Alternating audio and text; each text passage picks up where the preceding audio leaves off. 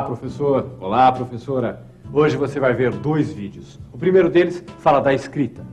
Ao longo da sua história, a humanidade construiu diversos sistemas de escrita. O nosso sistema alfabético de escrita é apenas um dos sistemas possíveis. No mundo atual, coexistem sistemas de escrita que representam predominantemente ideias, como o chinês, e sistemas fonográficos, isto é, que representam a fala, a série de sons que emitimos quando falamos. Entre os sistemas fonográficos, há os que representam silabicamente a pauta sonora, como o japonês, e os que representam alfabeticamente, como o português. É importante perceber com esse vídeo que a escrita é um bem cultural socialmente constituído e historicamente produzido.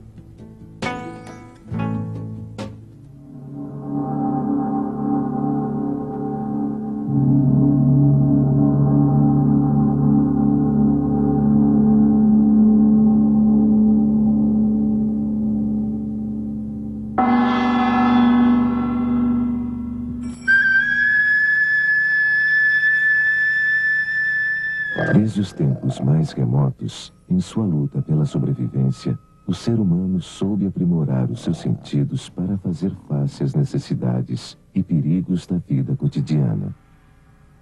Foi aprendendo assim a ler os indícios e a interpretá-los.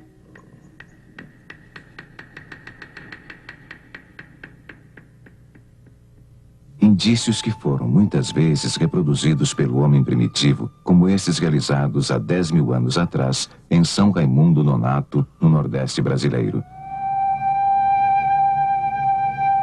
Feitas com intenções ainda não totalmente compreendidas pelo homem moderno, foram estas as primeiras manifestações do ser humano na tentativa de fixar aspectos do mundo em que vivia, em um suporte situado fora do seu próprio cérebro. A pedra. Uma mulher dando à luz. Uma cena de caça. Desenhos ainda muito distantes dos primeiros pictogramas que milhares de anos mais tarde iniciaram em nossa história uma intenção expressa de comunicação. Nestas primeiras tentativas, um pictograma assim não assegurava uma mensagem precisa, poderia comunicar: caçamos um tatu. Ou foi o dia em que comemos tatu. Ou ainda, o tatu tem medo de nós, e uma infinidade de outras leituras possíveis. Muito tempo passou até que nossos ancestrais descobrissem uma nova forma que viria ampliar consideravelmente suas possibilidades de uma comunicação mais precisa. Representar nos desenhos não mais acontecimentos, mas a própria linguagem. Representar palavras na ordem que eram faladas. Assim, o pictograma primitivo pôde evoluir para homem, caça, tatu. Para cada desenho, um significado, o que possibilitou, com o tempo, a inclusão de desenhos que tornavam mais clara a mensagem. Se 3 tatus fossem caçados, teríamos homem, caça, 3 tatus, separando cada elemento de acordo com seu significado e tendo como referência a estrutura da língua falada.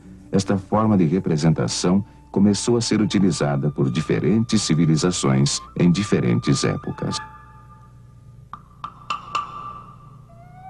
Os sumérios, há 5.500 anos, criaram estes pictogramas para as palavras boi, montanha, sol, estrela, homem, mulher e muitas outras. Também há mais de 5.000 anos, a civilização egípcia construía sua escrita. Água, sol, pato, homem, mulher, construindo um sistema com mais de 600 pictogramas.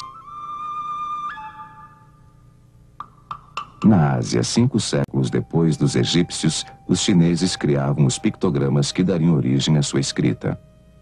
Água, sol, mulher, homem e outros, em cada pictograma um significado.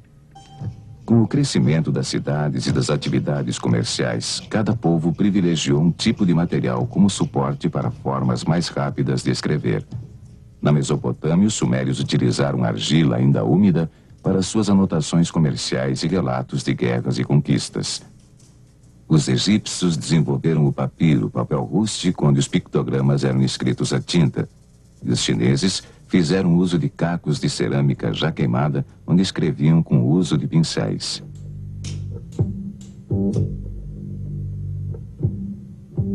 Com o uso mais frequente da atividade de escrever, os sinais foram pouco a pouco perdendo analogia com os referentes de origem.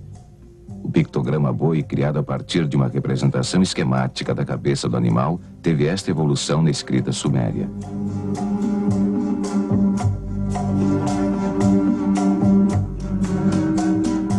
Sol.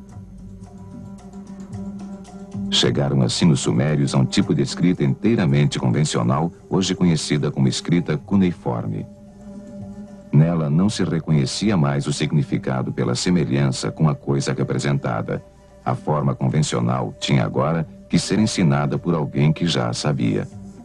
O mesmo ocorreu junto a outras civilizações. Um exemplo egípcio é a evolução do pictograma que designava a palavra jarro. Uma dificuldade que há muito tempo limitava o uso da escrita pictográfica era que somente uma parte da linguagem podia ser representada através deste sistema.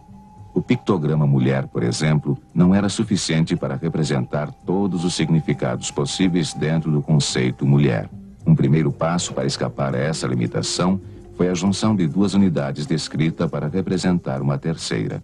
Assim, mulher mais o pictograma manto passa a significar princesa. Mulher mais montanha, uma referência aos montanhosos países vizinhos, passa a significar estrangeira. E com o pictograma estrela, divina. Como outros povos, os chineses valeram-se deste mesmo processo. Um exemplo é mulher, mais mulher, significando discussão. Procurando ampliar as possibilidades do sistema, a escrita pictográfica utilizou também a representação de gestos, como o egípcio, ir e vir.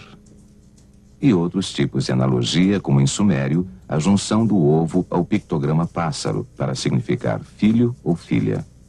Entretanto, continuava impossível representar nomes de pessoas ou lugares e palavras abstratas como vida ou morte. Uma nova maneira de escrever surgiu quando a escrita começou a representar não mais os seres, as ações ou os objetos, mas a representar o som da fala. Um exemplo desta passagem do pictográfico para o fonográfico foi o uso fonético do pictograma sumério Ti, flecha. Ti, em sumério, também queria dizer vida, e um dia as regras do sistema foram rompidas e alguém usou o pictograma flecha para significar vida, uma vez que tinha o mesmo som, Ti. Para isso criou a convenção de que Ti, precedido do pictograma homem, passaria a significar vida. E Ti, precedido do pictograma madeira, continuaria com seu significado tradicional, flecha. A partir de então, o leitor já não tinha na escrita diretamente um significado. Ele tinha a representação do som Ti, que poderia significar flecha ou vida.